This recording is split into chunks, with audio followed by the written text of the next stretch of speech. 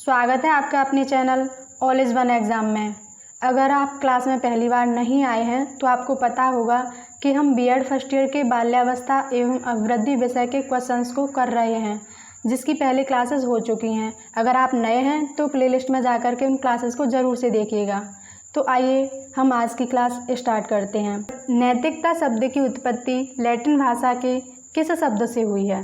Option A है morality, option B है modes से, ऑप्शन सी है मोड से, ऑप्शन डी है उपयुक्त सभी से।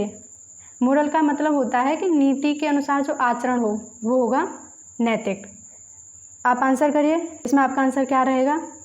इसमें आपका आंसर रहेगा ऑप्शन बी मोड्स से।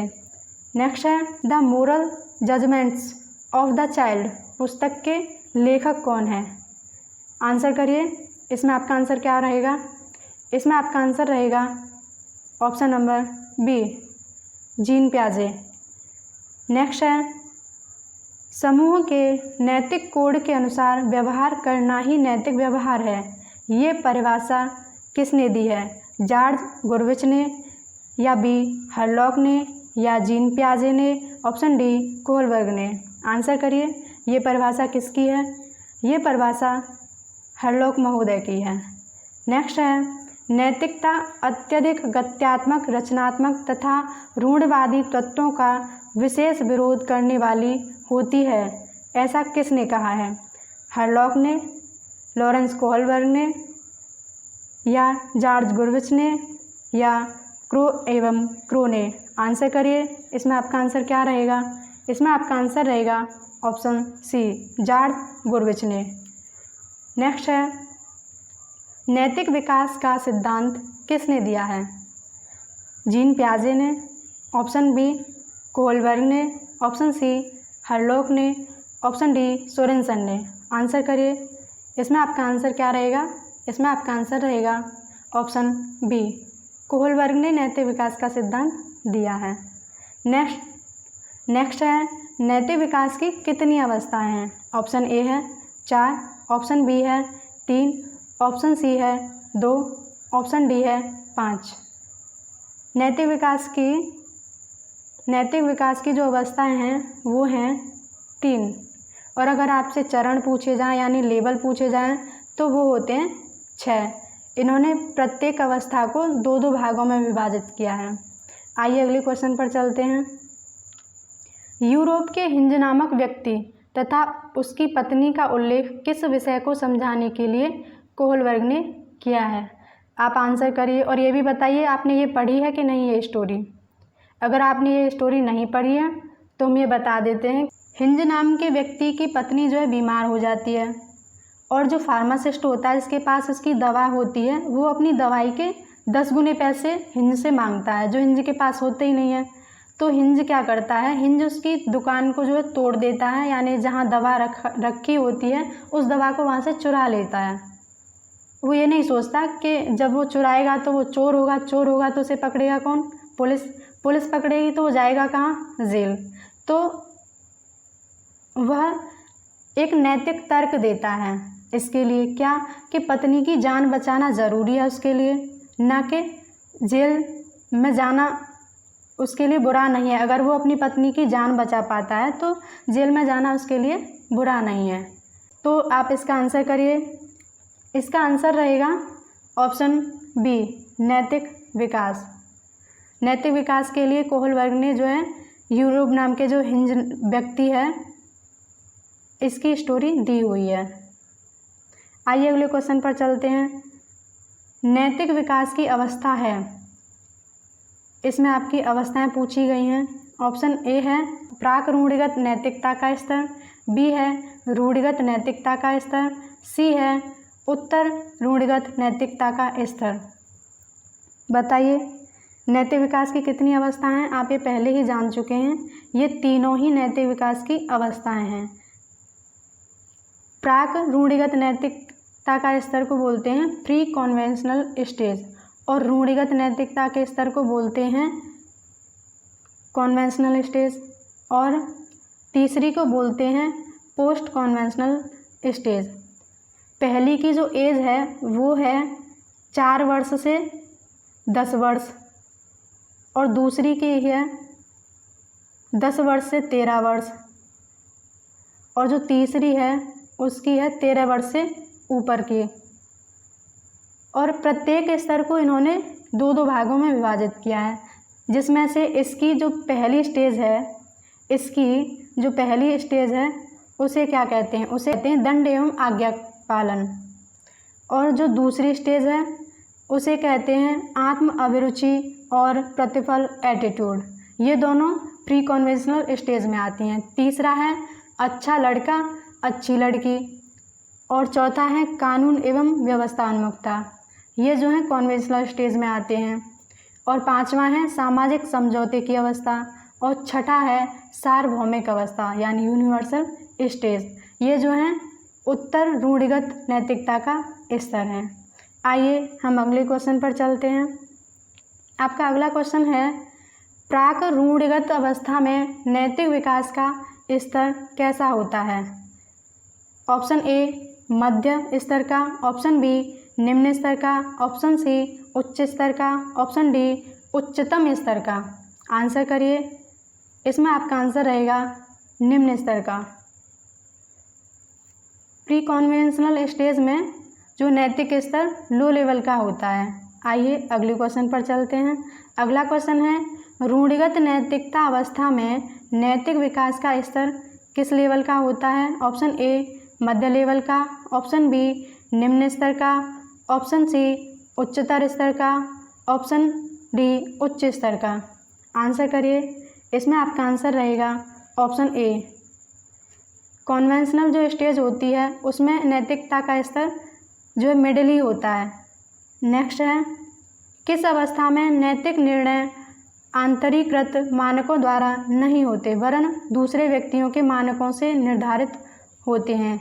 ऐसा किस स्टेज में होता है? रूढ़िगत नैतिकता में, या उत्तर रूढ़िगत अवस्था में, या प्राक रूढ़िगत नैतिकता में? आंसर करिए। इसमें आपका आंसर क्या रहेगा? Option number C. इसमें जो दूसरों के जो मानक होते हैं उन्हें ही फॉलो कर लिया जाता है। इसमें बच्चा बहुत छोटा होता है, 4 वर्ष से 10 वर्ष की अवस्था का ही होता है, तो उसके कुछ अपने विचार ज़्यादा नहीं होते हैं। आइए अगले क्वेश्चन पर चलते हैं। अगला क्वेश्चन है किस अवस्था में बच्चे पुरस्कार के प्रति प्रेरित होते हैं? ऑप्शन ए आज्ञा एवं दंड की अवस्था में, ऑप्शन बी साधनात्मक सापेक्षवादी उन्मुखता में, ऑप्शन सी नैतिक विकास की अवस्था में, ऑप्शन डी उपयुक्त सभी में। आप आंसर करिए। इसमें आपका आंसर रहेगा ऑप्शन बी। ये जो है प्री कन्वेंशनल स्टेज का दूसरा लेवल है, जिसमें बच्चा जो पुरस्कार के प्रति प्रेरित होता है।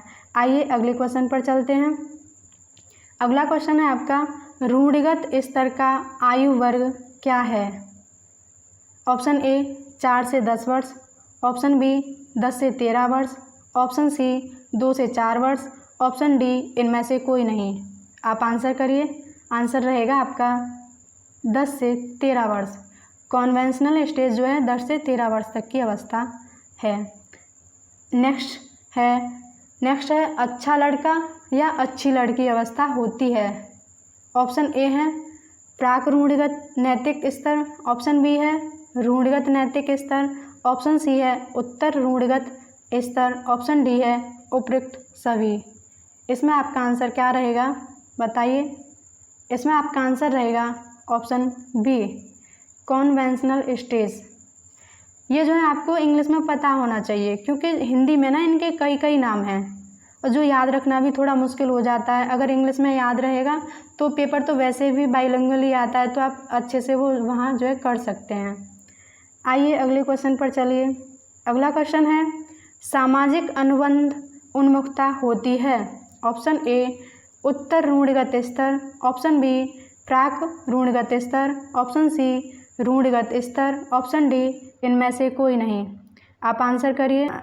ये बताइए ये कौन सा स्तर है? इसमें आपका स्तर रहेगा ए उत्तर रूढ़िगत स्तर। इसमें ये आपकी पहली स्टेज है सामाजिक अनुबंध उन्मुखता, और आपकी जो लास्ट और हाई है वो है सार्वभौमिक अवस्था। आइए अगले क्वेश्चन पर चलते हैं।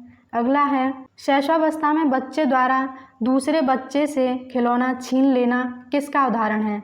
ऑप्शन ए सामाजिक विकास की कमी, ऑप्शन बी बौद्धिक विकास की कमी, ऑप्शन सी नैतिक विकास की कमी, ऑप्शन डी सहयोग की कमी। आंसर करिए। इसमें आपका आंसर रहेगा उसमें जो नैतिक विकास की कमी है, जिस कारण से बच्चा खिलौना किसी को नहीं देता है। आइए अगले क्वेश्चन पर चलते हैं। अगला है परंपरागत स्तर के चरण हैं। Option A 4, option B 2, option C 3, option D 5। Answer करिए। वैसे तो प्रत्येक स्टेज के 2 ही लेवल हैं, तो इसीलिए आपका आंसर इसमें क्या रहेगा? Option B. नेक्स्ट है पूर्व परंपरागत स्तर के कितने चरण हैं? अब इसमें पूर्व परंपरागत के स्तर पूछे हैं। ऑप्शन ए है 2, ऑप्शन बी है 3, ऑप्शन सी है 5, ऑप्शन डी है 7। ये आपको पता ही है कि सभी के जो हैं 2-2 लेवल हैं। इसमें आपका आंसर रहेगा ए। नेक्स्ट है कोहलबर्ग ने नैतिक विकास सिद्धांत को क्या कहा है? ऑप्शन ए अवस्था सिद्धांत, ऑप्शन बी अधिगम सिद्धांत, ऑप्शन सी परंपरागत सिद्धांत, ऑप्शन डी आत्म केंद्रित सिद्धांत। आंसर करिए। इसमें आपका आंसर क्या रहेगा? Option A. प्राक रूढ़िगत स्तर किस नाम से जाना जाता है? प्राक का मतलब होता है पूर्व। वैसे आंसर आपको मिल ही गया है। इसका आंसर है ऑप्शन ए पूर्व परंपरागत स्तर। नेक्स्ट है वाइगोत्स्की ने बालक विकास के बारे में क्या कहा है? आंसर करिए। वाइगोत्स्की किसकी बात करते हैं? वाइगोत्स्की जो है सोशल इंटरेक्शन की बात करते हैं। इन्होंने सोशल इंटरेक्शन को बहुत ही महत्वपूर्ण माना है बालक के विकास में। आइए अगले क्वेश्चन पर चलते हैं। आपका अगला क्वेश्चन है लॉरेंस कोहलबर्ग के द्वारा प्रस्तावित निम्नलिखित चरणों में से प्राथमिक विद्यालय के बच्चे किन चरणों का अनुसरण करते हैं? यानी कि प्राथमिक विद्यालय में जो बच्चे जाते हैं वो लॉरेंस कोहलबर्ग के कौन से लेवल के होते हैं? आंसर करिए। प्राथमिक विद्यालय का जो बच्चा होता है वो 12 वर्ष तक का होता है, और जो लॉरेंस कोहलबर्ग ने स्तर दिए हैं उसमें से आज्ञा पालन तथा धन उन्मुखीकरण और ऑप्शन बी व्यक्तिकता और विनिमय दोनों ही प्राथमिक विद्यालय जाने वाले बच्चों के लेवल हैं। इसमें आपका आंसर रहेगा ऑप्शन ए। नेक्स्ट है शिशु के जन्म के समय नैतिक विकास कैसे होता है? आंशिक रूप से होता है, बी है नहीं होता, और ऑप्शन सी है होता है, ऑप्शन डी है इनमें से कोई नहीं। शिशु का जब जन्म होता है न तो वो नैतिक होता है और न ही अनैतिक होता है, और ना ही वो सामाजिक होता है और ना ही असामाजिक होता है। जन्म के समय शिशु सिर्फ एक जैविकीय प्राणी होता है। इसीलिए आपका आंसर रहेगा ऑप्शन बी। नेक्स्ट है शिशु के जन्म संवेग की प्रधानता होती है, यानी जब शिशु जन्म होता है तो कौन सी संवेग की प्रधानता उसमें पाई जाती है? ऑप्शन ए है भय की, ऑप्शन बी है क्रोध की, ऑप्शन सी है घृणा की, ऑप्शन डी है उत्तेजना की। इसमें आपका आंसर रहेगा ऑप्शन नंबर डी उत्तेजना। नेक्स्ट है नैतिक व्यवहार का विकास करने का लक्ष्य है। आप आंसर करिए। इसमें आपका आंसर क्या रहेगा? इसमें आपका आंसर रहेगा ऑप्शन डी। आज हम अपने क्वेश्चंस को यहीं तक रखेंगे। हम फिर मिलेंगे अगली क्लास में। तब तक के लिए बाय बाय।